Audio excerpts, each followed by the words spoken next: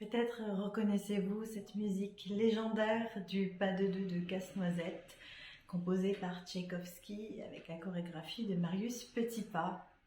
C'est de ça dont je vais vous parler aujourd'hui, donc du fameux ballet Casse-Noisette, The Nutcracker en anglais, qui est le fameux ballet légendaire en fait de la période de Noël que beaucoup de gens connaissent, un peu moins en France on va dire qu'aux États-Unis ou en Angleterre, et qui a été initialement créé pour le ballet du Mariinsky en Russie. Mais ce dont je voulais parler aujourd'hui, au-delà de cette histoire, de ce ballet, voilà, qui est un peu un souvenir pour beaucoup de personnes, eh bien, c'est de l'histoire de sa composition et particulièrement de ce fameux pas de deux dont vous avez entendu quelques notes juste à l'instant, qui en fait est une histoire bien plus intéressante qu'un simple ballet pour enfants. Et qu'est-ce qui a marqué cette histoire, c'est l'histoire de cette musique qui est si prenante, presque d'une manière un peu troublante pour un ballet pour enfants. Qu'est-ce qui se cache derrière? Voilà, c'est ce dont j'avais envie de parler aujourd'hui. J'espère que cette petite vidéo va vous plaire en cette période de Noël. Nous sommes le 24 décembre et je suis très heureuse de vous partager ce qui m'a un peu habité quand j'ai découvert cette musique et ce ballet l'année dernière à la même période et qui ont été pour moi vraiment transcendants. Donc voilà, merci de me regarder en attendant et merci de m'écouter et j'espère que vous passerez un agréable moment. Alors peut-être connaissez-vous déjà l'histoire du Casse-Noisette, qui est une histoire somme toute assez simple et qui n'est pas la même peut-être du conte pour enfants, oui, du conte pour enfants de Hoffmann, qui est une version en fait édulcorée. La version du ballet est une version édulcorée. Donc pour vous faire simple, en fait c'est le soir de Noël et il y a la petite Clara ou Marie selon les versions, mais c'est la même chose. Qui a à peu près 8 ans je crois, qui avec son frère du coup sont dans la maison de leurs parents et donc il y a plein d'invités qui arrivent, donc c'est la veille de Noël, on prépare le sapin, etc. Et en fait il y a un de leurs oncles je crois qui s'appelle Drosselmeyer et donc il va venir leur offrir des cadeaux un peu étonnants en fait durant le ballet qui vont prendre vie.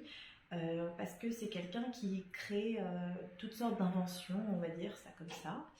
Et notamment, il va présenter un Nutcracker, c'est donc un casse-noisette qui est en fait un objet qui a été créé en Allemagne qui sert à casser les noisettes en fait avec sa petite bouche qui était comme ça et qui représente un petit soldat en fait. Voilà, donc c'était on va dire une petite figure assez légendaire à l'époque.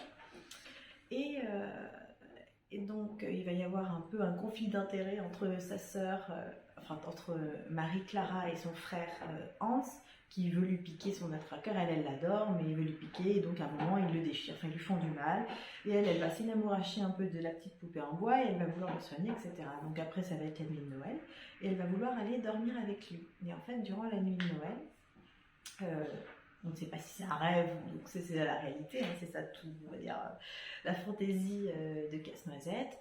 Elle va voir que Casse-Noisette va prendre vie et va se battre avec le roi des souris. Et donc en fait, voilà, c'est une petite histoire un peu comme ça. Et donc elle va réussir à le sauver, il y a une bataille, gna. Et donc en fait, pour la féliciter, on va dire, l'affreux Casse-Noisette va se transformer en un joli prince. Et ils vont partir tous les deux pour Confiturenberg, en gros, qui est le pays des merveilles, où il y a plein de... C'est un peu un pays enchanté, tout en chocolat chaud et en sucreries. Et donc ils vont après découvrir on va dire, ça va être au fur et à mesure des mesures, au fur et à mesure des musiques, il va y avoir des ballets différents qui vont prendre vie avec plein de diversité. Il y a la valse des flocons de neige, il y a la danse... arabique, la danse chinoise, qui vont représenter le thé, le café, il y a la valse des fleurs, il y a la fameuse fée dragée que vous parlera plus tard. Et donc voilà, et à la fin, selon les versions, soit elle se réveille de son rêve qui n'était qu'un rêve, soit elle ne se réveille pas et elle reste dans ce monde un peu magique et féerique. Voilà, l'interprétation de chacun. Donc ça c'est l'histoire du casse-noisette. Mais du coup voilà, moi c'est... Pour ceux qui ne connaissaient pas, mais en tout cas, moi, ce dont je veux parler, c'est l'histoire de la composition du casse-noisette, qui est en fait beaucoup plus intéressante que ce que l'on peut juste voir du ballet tel qu'il est aujourd'hui, et qui est un peu considéré comme un ballet pour enfants qui peut être sympathique, mais qui est un peu gnangnan et voilà, qui a pas grand chose à, qui casse pas trois pattes à un canard, quoi. Donc voilà. Mais en fait, c'est beaucoup plus intéressant derrière cette histoire. Donc venons-en aux faits. Alors, donc ce ballet, comment est-il venu au monde, en fait, tout simplement? Parce qu'à la base, c'est un conte donc pour enfants par l'auteur allemand, je crois, qui s'appelle Hoffmann, qui a fait une version de Casse-Noisette, la version originale qui est très sombre, et dont je pense que j'en parlerai plus tard parce que j'ai lu le conte du coup pour raconter ça, et je me suis rendu compte que c'était vraiment très très intéressant à analyser, donc je pense que j'en parlerai peut-être parce que j'adore cette histoire. Et donc voilà, ça c'est l'histoire originale. Et en fait, ce qui s'est passé, c'est que Tchaïkovski, donc qui est un compositeur russe, pour ceux qui ne savent pas, avait déjà livré en 1890, je crois, le ballet Sleeping Beauty, donc La Belle au Bois dormant, pour le théâtre de Saint-Pétersbourg, avec le ballet du Mariinsky, je crois, et qui avait absolument enchanté le tsar de Russie à l'époque, et donc qui avait été donc un succès pour tout le monde, quoi. Tout le monde avait adoré ce truc-là, ce ballet. Et donc le directeur du théâtre de Saint-Pétersbourg, théâtre impérial de Saint-Pétersbourg, qui s'appelle Ivan Vsevolowski, hein, excusez-moi pour la prononciation, voyant le succès de ce ballet, demande à Tchaïkovski et lui commande en fait un autre ballet, parce qu'il dit c'est la recette gagnante, Tchaïkovski à la musique et Marius Petipa à la chorégraphie, avec un sujet pour enfants, c'est formidable, on veut refaire, quoi. Donc du coup il cherche un sujet et il voit ce conte pour enfants Casse-Noisette, qui avait été écrit en une version beaucoup plus édulcorée par Alexandre Dumas père, et il choisit de prendre la version de Alexandre Dumas qui est donc dénuée de toute, on va dire, de tout côté sombre, et décide de dire ben voilà, ce sera le sujet du prochain ballet, et donc je vous commande ça à Tchaïkovski. Donc Tchaïkovski à la base est extrêmement réticent, Marius Petipa accepte de faire la chorégraphie, Tchaïkovski extrêmement réticent parce que c'est l'histoire selon la version de Alexandre Dumas ne lui disait rien qui vaille, mais il accepte parce que le conte de Casse-Noisette version Hoffmann était pour lui quelque chose au contraire qui l'avait beaucoup habité, donc il accepte, mais en gros sous condition de pouvoir livrer en même temps une pièce, on va dire un opéra qui s'appelle Yolanta, qui pour lui sera en fait une vraie composition un peu recherchée, et voilà, il accepte de pouvoir produire le ballet uniquement à la condition il peut aussi présenter un opéra plus personnel qui sera Yolanta. Donc ils acceptent, donc c'est parti pour le projet en fait. Donc voilà, et donc en fait le but c'était que les deux spectacles devaient avoir lieu la même représentation le même soir, je crois. Yolanta c'était en un acte, un opéra en un acte, et Casse-Noisette c'est un ballet en 2 actes. Donc ça, cette commande, elle se fait en 1890.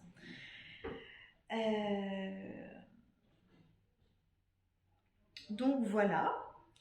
Donc, qu'est-ce qui va se passer? C'est que dès le début, Tchaïkovski va se rendre compte qu'il ne rentre pas du tout en fait dans la composition du ballet, qu'il n'y arrive pas à se mettre au travail.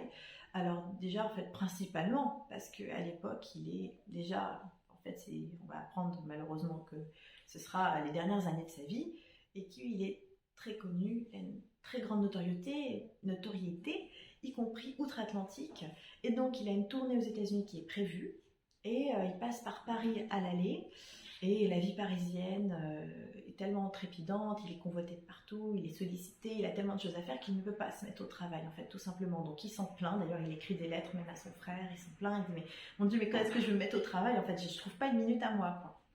Mais il va passer quelques semaines avant de partir en tournée à Rouen, pour commencer en fait à travailler un peu, et là c'est là qu'il va commencer à écrire un peu l'acte 1. Mais il écrit un petit peu en fait, que quelques scènes, et là voilà, il écrit même à Vsevolowski, donc le directeur du théâtre, il lui dit j'ai commencé à écrire, mais du coup là je sais que je pars bientôt aux États-Unis, là-bas je vais faire une tournée, ça va être l'enfer, en fait j'aurai pas le temps de travailler, donc il est vraiment très angoissé par ça, parce qu'il y a une date butoir et ça n'avance pas. Et donc c'est un ballet, donc la conceptualisation du ballet est assez difficile, donc déjà voilà, dû à ce temps-là. Il y a aussi le fait que Marius Petipa donc commence lui de son côté à faire c'est lui qui crée en fait le scénario du ballet à partir de l'histoire d'Alexandre Dumas. Et Vsevolowski, par derrière son dos, en fait, va envoyer des notes et des coups de pression à Tchaïkovski en lui disant écoute, voilà ce qu'il est en train de faire, Nous, c'est pas du tout ce qu'on veut, c'est considéré comme trop vieux jeu ce que Marius Petipa est en train de faire, donc moi je veux pas que tu fasses ça, je veux que tu fasses ça. Et en fait, il a deux avis différents, ce qui fait que lui, déjà qu'il n'arrive pas à travailler, et qu'en plus, quand il commence à travailler sur un truc par rapport à ce que Marius Petipa lui envoie, l'autre lui dit que ce n'est pas ce qu'il faut faire, donc en gros, c'est la catastrophe. Et donc, pour terminer sur cette catastrophe, en plus par-dessus ça, il avait la pression parce que le tsar avait énormément apprécié son ballet Sleeping Beauty, mais avait énormément déprécié son opéra, je crois, qui était The Queen of Spades. Et donc là, c'était un peu l'idée de se dire, en fait, on avait une victoire et un échec, là, et voilà, pour confirmer un peu ma réputation vis-à-vis du tsar, il faut absolument que je réussisse cette fois-ci, parce que là, si j'échoue cette fois-ci, malheureusement, ça sera plutôt plus du négatif que du positif. Donc il avait ça par-dessus. Et donc là, drame. Donc il va passer par Paris avant de retourner d'aller aux États-Unis, et il va y avoir un événement qui va faire que la composition du Casse-Noisette ne sera pas du tout celle qui était censée être, en fait. En tout cas, je pense que dans l'intensité des émotions retransmises. Donc qu'est-ce qui se passe? Alors, première chose, donc ce drame, cet événement. Eh bien, ce qui se passe, c'est que en étant à Paris, juste avant de partir aux États-Unis, Tchaïkovski apprend que sa petite sœur qu'il aime tant, est décédée. Et alors là, c'est le drame absolu. Il est complètement dévasté. Alors déjà qu'il n'arrivait pas à travailler, là, il sait déjà d'avance qu'il ne va pas pouvoir s'y mettre avant plusieurs mois. Donc il prévient du coup le directeur du théâtre, Wsewolowski. Il arrive du coup à faire retarder, on va dire, la date butoir, à l'avancer un peu parce qu'en fait, sinon tu ne pourrais pas travailler. Et là, il part aux États-Unis pour faire l'inauguration, entre autres, du Carnegie Hall à New York. Et il explique d'ailleurs dans ses lettres, en fait, qu'il va y avoir deux visages. Il va y avoir le visage social qui, on va dire, est content, fait ses concerts, etc. Et puis il va avoir le côté totalement désespéré quand il rentre chez lui le soir. Et donc il va avoir, on va dire, un dédoublement de personnalité obligé en fait pour pouvoir continuer, mais c'est une profonde souffrance pendant plusieurs mois. Donc il est profondément dévasté et donc il n'avance absolument pas son travail aux États-Unis. Ensuite il rentre en France, à Saint-Pétersbourg. Et donc il y a deux choses là. Alors déjà il y avait une chose qui s'était passée, c'était que quand il avait été à Paris avant de partir, je pense que c'était avant d'apprendre le décès de sa sœur, mais je ne sais pas exactement. Il avait fait la découverte d'un instrument qui venait d'être créé, qui est le Célestat, et donc qui avait été créé par Auguste Victor Mustel en 1886, donc en gros 4-5 ans avant.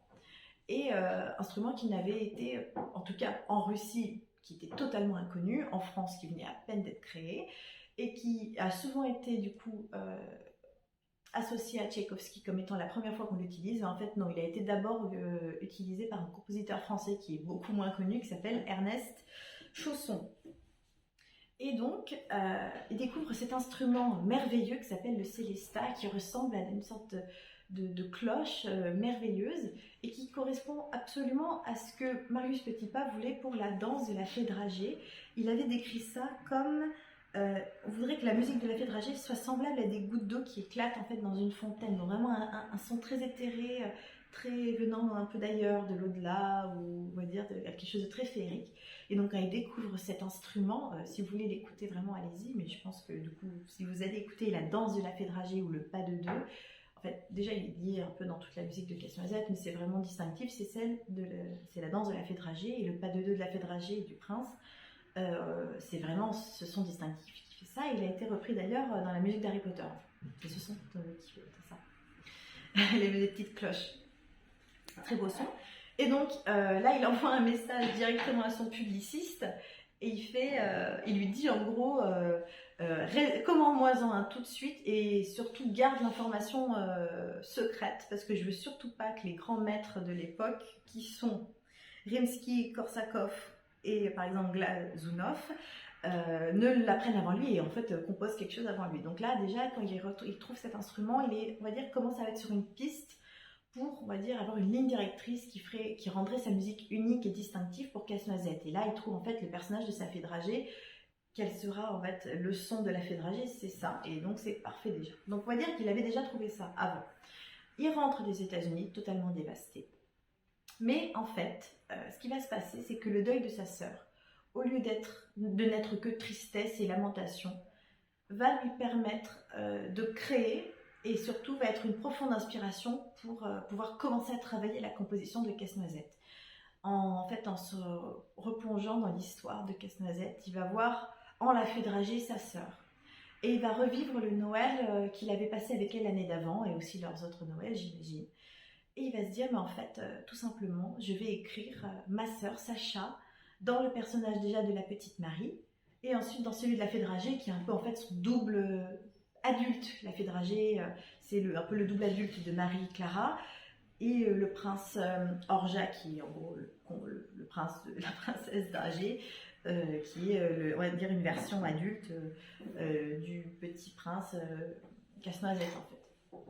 Et donc il se dit, mais en fait tout simplement je vais écrire comme c'est que Marie c'était ma Sacha et on va refaire vivre, on va dire, le souvenir de nos Noëls, la magie de ces instants dans ce ballet qui ne veut que ça, être magie et féerie. Et donc commence le travail de composition. Et donc c'est cette profonde douleur, tristesse, mais qui fait revivre ce souvenir, la beauté de ces souvenirs, la beauté de cet instant qui s'inscrit dans un laps de temps en fait, qui est fini, mais qui peut faire revivre à travers la musique, qui va pouvoir créer cette musique de la fée dragée, et surtout de ce fameux pas de deux, je suis folle amoureuse. Allez écouter le pas de deux de la fée dragée, donc dans Casse-Noisette de Tchaïkovski, qui est une musique qui dure à peu près 5 minutes et qui est juste magnifique d'intensité et d'émotion, et qui est en fait tellement, même les critiques on l'avait trouvé après, qui était une musique, que la musique de Casse-Noisette en fait transcendait son état de musique de ballet pour enfants en fait, qu'elle était beaucoup trop pleine, beaucoup trop riche d'émotions, d'intensité pour n'être qu'un ballet simple de divertissement pur et dur. On sent à chaque seconde de cette musique du pas de deux tellement d'intensité, tellement d'émotion. Ce que ça représente, c'est de faire revivre quelque chose qui est mort à travers cette petite fée dragée. Il faut vite danser, vite profiter de ce moment avant qu'il se passe, comme si qu'on savait qu'à la fin du pas de deux, ils savaient qu'ils allaient s'évaporer à nouveau comme un fantôme et que l'espace de cette danse, la petite Sacha revit à travers le regard de son frère Tchaïkovski. C'est absolument magnifique. Et en fait, moi, quand j'ai entendu la musique du pas de deux et que je l'ai vu danser, donc moi, je vous recommande de regarder la version de Marianela Núñez et de Montagirov, son partenaire, pour le Royal Ballet, qui est, je pense que je la mettrai en dessous. C'est absolument... C'est la meilleure version, moi, je trouve, à observer en termes d'intensité émotionnelle, après en termes de... Enfin, après Núñez, mais... cette version est la plus belle. Il y a une version qui est bien aussi, c'est celle de Rudolf Riff et de Merle Park, qui est bien, mais on voit moins leur visage, on voit moins l'émotion, donc on va dire la chorégraphie est bien, mais c'est pas pareil. C'est tellement puissant, il y a tellement tout en fait dans ce pas de deux, cette beauté de faire revivre ce qui n'est plus, que, comme je l'ai dit, ça transcende l'état du ballet juste de divertissement. On sent juste à la musique et en visionnant le pas de deux qu'il y a plus derrière. Et en fait, c'est quand j'ai commencé à vouloir en savoir plus que j'ai lu qu'il avait visionné en fait sa sœur dans La Fée dragée et que ce pas de deux, c'était la faire revivre, refaire vivre cette magie d'être ensemble à travers l'espace d'une danse de 5 minutes. Donc c'est absolument merveilleux, et quand j'ai vu ça, je me dis mais oui, en fait, c'est ce que j'ai ressenti, cette sorte de tristesse qui n'avait rien à faire dans ce ballet. En fait, elle est là, mais en même temps, c'est très beau. C'est pas que triste cette musique, elle est magnifique. Et il y a aussi, du coup, même à chaque moment, même je crois, vers la fin de la musique, à un moment, vers le troisième mouvement, on entend, je crois que c'est le son d'un piccolo, une petite flûte qui résonne et qui tout est merveilleux dans cette musique. Et donc, on va dire, pour clore, Ce qui était intéressant, c'est donc au-delà donc de cette version, on va dire, avec l'idée de la sœur qui revit dans la fée dragée, etc. C'est pour ça que j'aimerais parler dans une autre vidéo de l'histoire véritable de celle de Hoffmann à la base. Ce qu'il ne faut pas oublier, c'est que Tchaïkovski était profondément, on va dire, alerté et profondément touché par l'histoire originelle du conte Hoffmann et non pas de celle d'Alexandre Dumas totalement édulcorée. Et je rappelle que c'est pour ça qu'il avait accepté à la base de créer le ballet, c'est parce qu'il avait adoré le conte de Hoffmann. Et si vous lisez le conte de Hoffmann et la dureté qu'il y a derrière avec un genre de fond très étrange, donc j'en parlerai plus tard, mais où en fait l'histoire véritable c'est celle d'une petite fille qui souffre tellement et qui n'est tellement pas comprise dans le monde de ses parents autour qui ne la comprennent pas, au contraire qui disent que c'est ridicule ce qu'elle voit, qu'en fait ce pas de deux qui est à la fin du ballet représente soit selon les interprétations la petite fille qui est morte et qui est en fait arrivée à l'au-delà et qui danse dans ce monde féerique en tant que fée dragée, c'est la version adulte, soit une petite fille qui s'est perdue dans la rêverie et dans la folie parce que ne touchant plus pied sur terre dans cette réalité où personne ne la comprend et donc étant totalement partie dans une folie et totalement coupée de la réalité et donc qui en fait danse pour vivre en fait, mais dans une rêverie qui n'existe pas. Donc dans tous les cas en fait il faut se souvenir que Tchaïkovski avait aussi cette idée derrière là, il a été empreint profondément du conte de Hoffmann et la version dure et sombre, et qu'on peut aussi dire qu'il y aurait cette idée-là derrière de cette petite fille qui est qui vit dans la folie à travers ce pas de deux, ou qui vit dans l'au-delà. Donc voilà, il faut se souvenir de ça. Donc voilà, pour conclure, comment a été réceptionné ce ballet ensuite? Eh bien, très mitigé. Donc il a réussi bien sûr du coup à finir de le concevoir, etc. Alors très très mitigé. Le tsar a adoré, donc tant mieux pour lui. Les critiques ont trouvé ça soit inintéressant, ou ils ont trouvé que les danseurs n'étaient pas bons, etc. Il y en a qui ont trouvé ça formidable, d'ingéniosité. En tout cas, moi je trouve personnellement, ce que l'on peut dire de cela, c'est qu'il ne manquait pas d'inventivité, même dans la richesse de composition des différentes musiques, surtout dans l'acte 2, quand il y a les musiques avec le thé, le chocolat, le café, et donc il a fait à chaque fois un thème. Donc le café, c'est une musique un peu inspiration arabique, on va dire.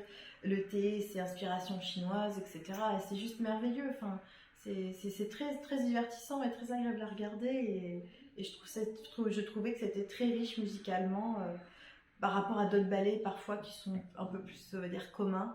Il y a une vraie richesse dans Casse-Noisette qui est très agréable à regarder, même sans être particulièrement touché par le pas de deux, parce que je pense qu'il y en a qui sont peut-être moins touchés que moi. Donc voilà, et pour finir, Tchaïkovski est mort quelques années après, quelques mois je crois, après la première de Casse-Noisette. Et donc malheureusement pour lui, n'a pas pu voir le succès phénoménal qu'a eu Casse-Noisette ensuite dans le monde entier. Parce qu'aujourd'hui, c'est le ballet qui est joué tout le temps par toutes les compagnies du monde à Noël. Donc voilà, moi j'ai envie de dire quel succès pour cette histoire. Voilà, donc écoutez, j'espère que ça vous a plu, j'espère que vous passerez de bonnes fêtes de fin d'année et j'espère pouvoir faire une vidéo un jour avec une analyse un peu du conte de Hoffmann qui est très intéressant.